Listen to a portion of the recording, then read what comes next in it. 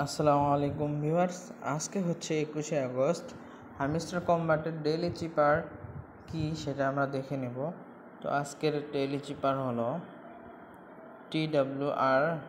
TWERK। তো আমরা এটা টাইপ করে দেব, T dash dash dot dash dash WE dot WER dot dash dot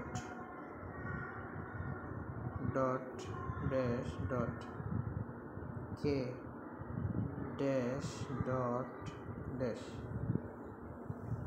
আমরা 1 মিলিয়ন পেয়ে গেলাম।